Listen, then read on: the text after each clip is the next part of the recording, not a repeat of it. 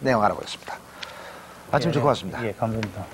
사랑의 일기장 보내기 운동 하면은 이제 웬만큼 그 널리 알려져 있어서 아는 분들은 아시겠지만 그러나 아직도 그 생소하신 분들이 있을 걸로 생각됩니다. 어떤 운동이고 언제부터 시작됐는지 좀부터 설명해 주시죠. 인간성 회복이 상당히 그 상실하던 90년대 그 인신매매라든지 사회 각축에 상당히 문제가 있을 때 이대로 두고 볼 수는 없다 해서 사회 각계각층 한 100여 명이 모여서 협의회를 발족을 했습니다. 그래서 91년 5월 4일 어린이날을 기점으로 충남에 있는 예산의 조림국민학교를 시작으로 사랑의 일기장을 배포하기 시작했습니다. 그 인간성을 회복하기 위해서는 여러 가지 방법이 있다고 보는데 특히 이런 일기장을 보내는 특별한 이유가 어디 있습니까? 처음부터 인간성 회복 운동 하면 상당히 광범위하고 어디부터 어떻게 해야 될까를 상당히 저희들이 고민을 했습니다. 그리고 고민을 해보서 사회 각계각층에 손댈 곳은 많고 어떻게 해야 될지 고민을 하다가 자라는 어린이들만이라도 이기주의에 물들지 않고 잘 키워낼 수 있는 방법이 없지 않겠느냐 해서 사랑의 일기장을 특수 제작을 해서 반성하는 어린이는 결코 삐뚤어지지 않는다는 어떤 확신에 각계각층의 의견을 모아서 사랑의 일기장을 제작해서 어린이들에게 무료로 배포하고 있습니다. 그런데 이와 같은 일기장을 이제 저희들이 배포하면서 또 한편으로는 어른들의 타락을 어린이들에게는 대물림을 하지 말자. 그러한 취지와 또 한편으로는 자라는 어린이들에게 생활 동목을 심어서 매일매일 반성하면서 하루하루 반복해서 생활해서 쓸 수 있도록 저희들이 일기장을 만들었습니다. 그러니까 이런 이 사랑의 일기장을 만들어서 이제 배포를 하는데 이제 이걸 받은 학생들이 일기를 쓸 거 아닙니까? 그렇습니다. 일기를 써서 어떻게 합니까? 일기를 써서 저희들한테 또 보내오고요. 또 거기에 대해서 일기에 쓴 문제점들이 저희들이 분석해서 다음 또 일기장을 할 때 제작도 하고 이래 합니다. 그러나 일기하면은 감수성이 예민한 아이들이 비밀을 지키려는 부분을 누구한테 공개된다 그러면 안 쓸 그런 우려도 있을 텐데요. 그것을 최대한 방지하기 위해서요. 저희들이 일기를 전체적으로 부모와 같이 쓰는 날을 특별히 만들었습니다. 그리고 일기장에는 이제 3가지가 포함이 됐습니다. 민족성, 전략관념, 경제관념에서 부모와 같이 쓰는 날을 자연스럽게 넣음으로써 반복하도록 했습니다. 지금까지 얼마나 보내셨습니까? 저희가 전국에 2,300여 국민학교에 115만 명 어린이들에 보냈습니다. 그리고 전국이 463만 명의 어린이인데 저희들은 이 어린이들 모두에게 이 일기장을 좀 보내주고 싶은데 욕심에 지금 지나치고 있습니다. 여러 가지 어려움이 또 있으시겠죠? 어떻습니까? 지금 일기장 보내기 운동에 대한 호응도랄까요? 어린이들한테 호응도가 높습니까? 아니면 어른들한테 호응도가 높습니까? 이번 기회에 저희들의 언론의 역할이 얼마나 중요한가를 저희들이 실감하면서 지난 6월 1일, 2일, 3일 연속 중앙일보에 보도되면서 상당한 저희들이 충격을 받았습니다. 각계각층에서 놀랍다. 그러면서 학부모들의 자식 교육에 대한 심각성 그리고 선생님들의 이런 분위기가 대해서 저희들이 식사할 시간도 없이 지금까지 빗발치고 있습니다. 격려와 요청이.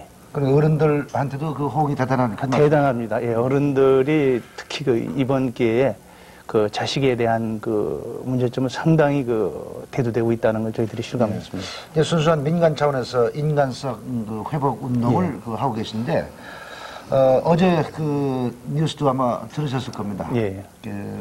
딸이 부모 부양한 값을 내놓으라고 소송까지 하는 게 지금 일단이긴 합니다만은 우리 이 사회 현실인데 이 인간성, 우리 사회의 가장 큰 병리 현상이라고 하면 지금 어떤 걸 지적할 수 있겠습니까?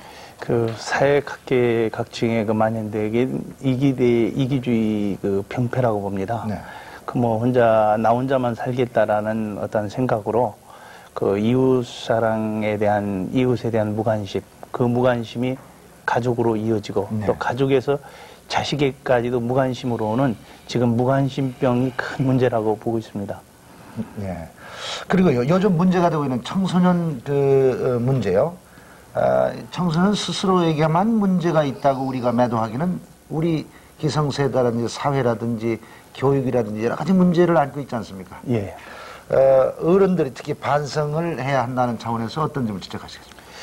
저희들이 이 사회를 이 지경까지 만들어 놓은 것은 어른들부터 상당히 그 반성할 부분이 있다고 봅니다. 우선 급한 대로 몇 가지 말씀을 드린다면, 그 어른들 자신이 잘못된 생활을 여과 없이 그 어린이들에게 보여주고 있다는 것입니다. 그리고 그 어른들 스스로가 어른 섬김을 그 소중히 하지 않고 있어서 이미 우리 사회는 그 어른이 실종된 사회라고 저희들은 지금 분석하고 있습니다. 그래서 어른들 스스로가 어른 되기를 그 포기할 때 이제 자라는 어린이들은 그 어떻게 어른을 섬기겠습니까 하는 문제점과 사회의 어떤 윤리관이나 도덕성이 그 어른 섬김을 소홀히 한 데서부터 오는 그 문제점이라고 보아지고 있습니다. 그리고 또 한편으로는 너무 그 물질에 그 의존하는 생활 태도입니다. 그 부모들이 그 돈만 있으면 해결되는 생각과 힘으로 하겠다라는 그동안의 그 모두 어떤 행동을 아이들이 봄으로써 아이들에게 그 어떤 정의 부재나 논리 부재 이러한 것을 키워주지 않기 때문에 이 사회 환경 속에 상당히 아이들이 그 고민을 했고, 그리고 또 이 사회에는 여러 가지 문제점이 그 돌출돼서 어른들이 깊이 고민하고 이제 반성할 때라고 봅니다. 네. 부회장 말씀을 들으시고 오늘 아침에 이 사랑의 일기장 보내기 운동에 동참을 했으면 좋겠다는 그런 시청자들이 많으실 걸로 합니다. 어떤 방법으로 이 운동에 참여할 수 있습니까? 저희들이 이게 4년 동안 운동을 지속하다 보니까 좀 한계에 부딪혀서 이 운동이 이제 국민운동 차원의 많은 분들이 저희들 혼자 하기는 좀 어렵습니다. 그래서 이 운동에 같이 동참하실 분은 고향이나 자녀의 그 어린이들에게 일기장을 보내줄 수 있으면 좋겠다. 그래서 저희 협회 전화번호가 그 586-3816-17로 전화를 주시면 저희들이 감사의 그 안내를 해드리겠습니다. 지금 때가 이런 운동이 폭발적으로 참 일어나서 그 사회를 명랑하고 맑고 이렇게 만드는 좋은 기회가 되는 그런 때라고 보는데 앞으로 계속 좋은 성과 있으기 바랍니다. 오늘 말씀 고맙습니다. 예, 감사합니다.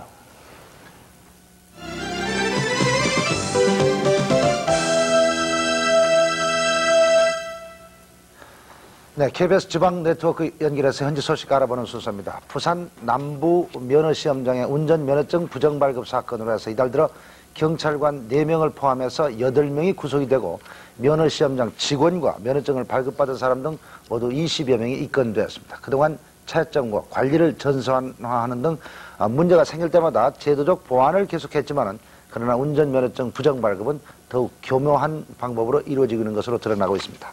부산방송총국의 김홍배 기자를 연결해서 자세한 소식 알아보겠습니다. 김 기자. 네, 부산입니다. 면허 부정 사건은 뭐 비단 부산에서만 있는 일은 아니겠습니다만 이번 사건은 특히 그 면허시험장 직원들이 브로커와 결탁을 해서 조직적으로 개입한 것으로 밝혀졌다고 그러죠? 네, 그렇습니다. 어느 선까지 지금 관련되어 있는 것으로 드러나고 있습니까? 네, 이번 부산 남부 면허시험장의 면허증 부정 발급 사건에는 경찰관은 물론 일용직 직원까지 관련